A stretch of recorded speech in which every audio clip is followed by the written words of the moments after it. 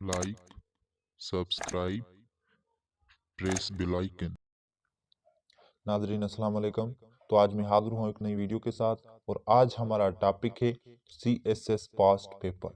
तो CSS past papers में आ जाते हैं ऑल CSS ऐसे पेपर 2007 से लेकर 2013 तक। 2007 से लेकर 2013 तक जितने भी ऐसे आए हैं CSS के पेपर्स में, आज वो मैं एक्सप्लेन करूंगा step by step, one by one. ठीक है, तो मैं एक छोटी सी रिक्वेस्ट करता चलूं कि मेरे चैनल को सब्सक्राइब करें, मेरे वीडियोस को लाइक करें।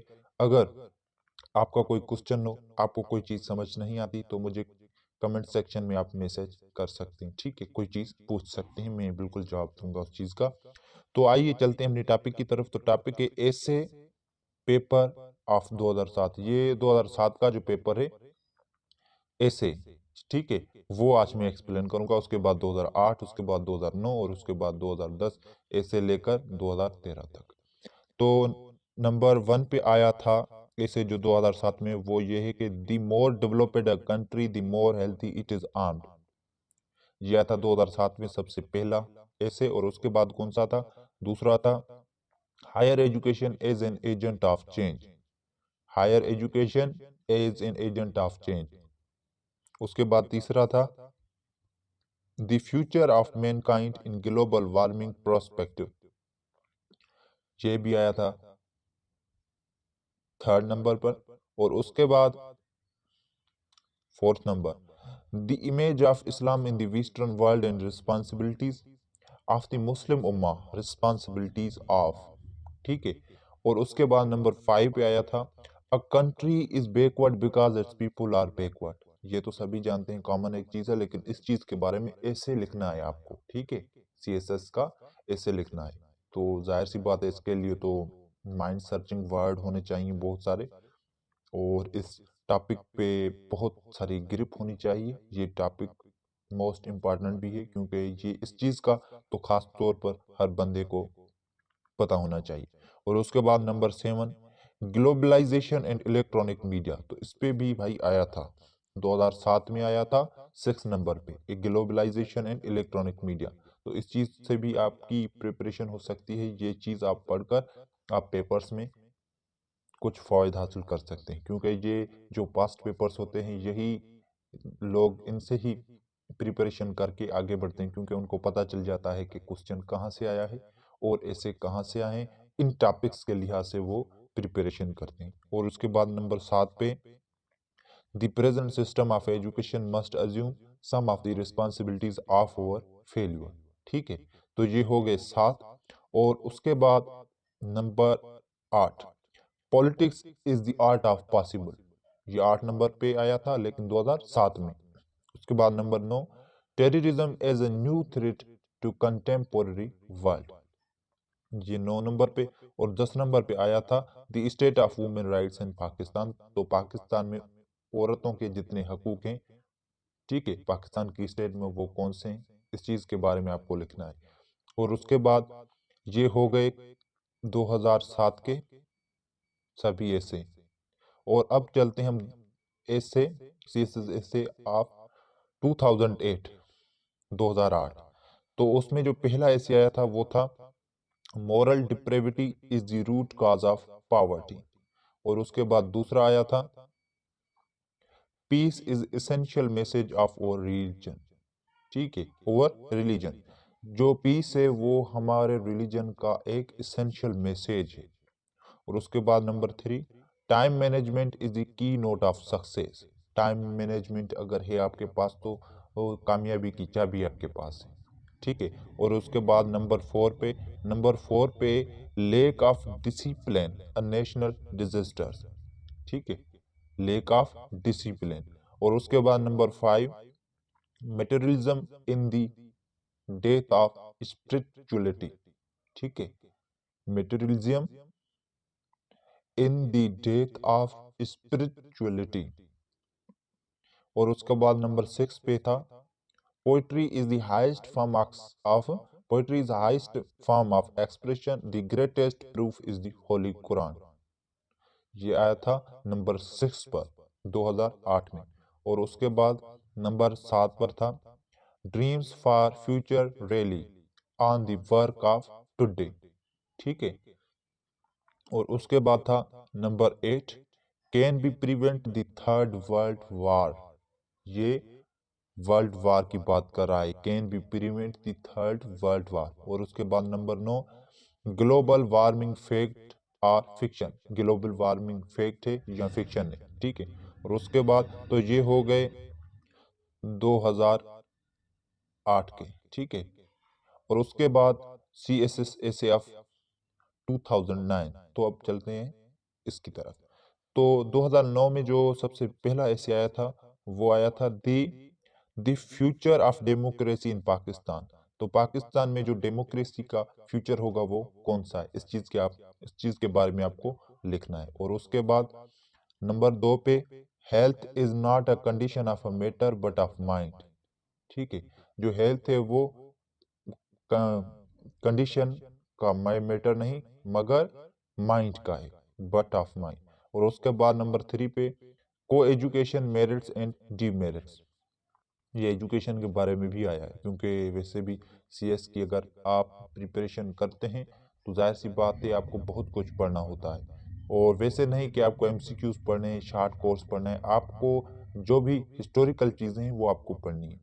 ठीक है, step by step, Aahista Aahista लेकर आप स्टेप बनाएं कि, क्योंकि पहले आया था ना ऑप्शन टाइम मैनेजमेंट, तो टाइम मैनेजमेंट करें अपने लिहाज से कि ये चीज़ इतने दिन तक पढ़नी है, ये चीज़ इतने दिन तक पढ़नी है। ठीक है, उस लिहाज से अगर आप प्रिपरेशन करेंगे तो आप बिल्कुल आसानी से हासिल कर सकती हैं अपने आपका जो एम ऑफ लाइफ है।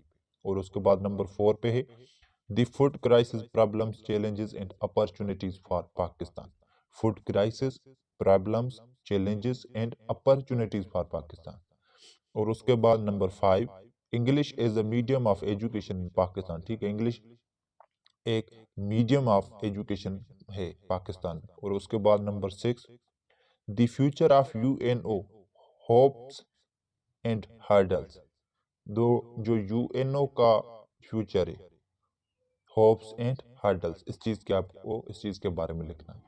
और उसके बाद ये नंबर 7 हो गया, there is no great genius without a mixture of madness. ठीक है, और उसके बाद नंबर 8 पे, status of women in Islam. तो इस्लाम में जो औरत का स्टेटस है वो कौन सा है, इस चीज के बारे में आपको लिखना है। और उसके बाद नंबर 9 पे है, Pakistan war on terror and its impact on our psyche political social and economics fronts. Pakistan war on terror and its impact on our psyche political social and economic fronts. और उसके बाद तो ये किस चीज के हो गए, ये हो गए हमारे 2009 के। ठीक है, और उसके बाद अब CSS ऐसे पेपर ऑफ 2010। तो 2007 के भी हो गए, 8 के, 9 के, अब 10। तो 2010 में जो सबसे पहला ऐसे आया था पेपर्स में वो था literature is the best criticism of life, ये पहले नंबर पे। और दूसरे नंबर पे था dialogue is the best course to combat terrorism. ठीक है, dialogue is the best course to combat terrorism. उसके बाद नंबर 3 पे, Pakistan is rich in natural resources but very poor in their management. ठीक है, पाकिस्तान जो है वो रिच है नेचुरल रिसोर्सेज से, मगर वो पुअर इन दियर मैनेजमेंट, उसकी जो मैनेजमेंट है वो उस चीज में ये पूर है। और उसके बाद number 4, the UNO has failed to measure up to the demands of its charter. ठीक है, और उसके बाद number 5, all human are born equal in dignity and rights but they are in shackles everywhere. ठीक है, जो एक बच्चा पैदा होता है, all humans are born equal, तो स्टार्टिंग में सभी एक जैसे ही पैदा होते हैं, जाहिर सी बात है। ठीक है, तो और उसके बाद कहता है and rights but they are in shackles everywhere, ये एवरीवेयर शेकल्स।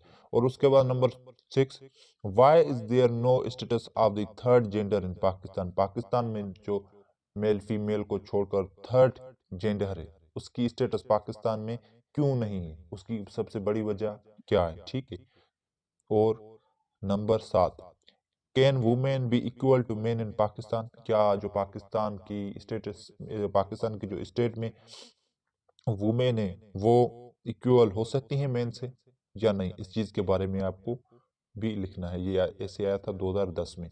और उसके बाद number 8, without independent truth finding commission accountability is unachievable. उसके बाद number 9, religion has done more harm than helped human relations in the world. तो ये भी आया था 2010 में, religion has done more harm than helped human relations in the world. और उसके बाद नंबर 10 पर है, the world politics stands more divisive than it was ever before due to the specific imperialist design. ठीक है, तो ये 2010 के जितने भी ऐसे थे 2010 के वो कंप्लीट हुए। और उसके बाद CSS essay paper of 2011, CSS paper of 2011। ठीक है, तो सबसे पहला है, truth is a rare commodity despite the freedom by the print and electronic media. और उसके बाद दूसरा है 2011 में आया था, without good communication skills life becomes impossible in the modern world. Without communication skill life जो है इम्पॉसिबल है इस मॉडर्न वर्ल्ड में जीना। ठीक है, without a good communication skill life becomes impossible in the modern world. और उसके बाद नंबर 3 पे है, the time we live in is the winter of the world. The time we live in is the winter of the world. और उसके बाद number 4 पे, in this country reason does not apply to anything. इस country में जो regions हैं वो किसी भी चीज पर अप्लाई नहीं होते। इस चीज के बारे में आपको बताना है कि हाँ नहीं होते या होते हैं, अगर होते हैं तो उसकी वजह, अगर नहीं होते ठीक है तो उसकी कौन सी वजह है, ये चीजें आपको लिखनी है। और उसके बाद नंबर 5 पर है, does Pakistani society regard women as angel in the house or source of all evils. ठीक है, तो ये हो गया नंबर 5 पर।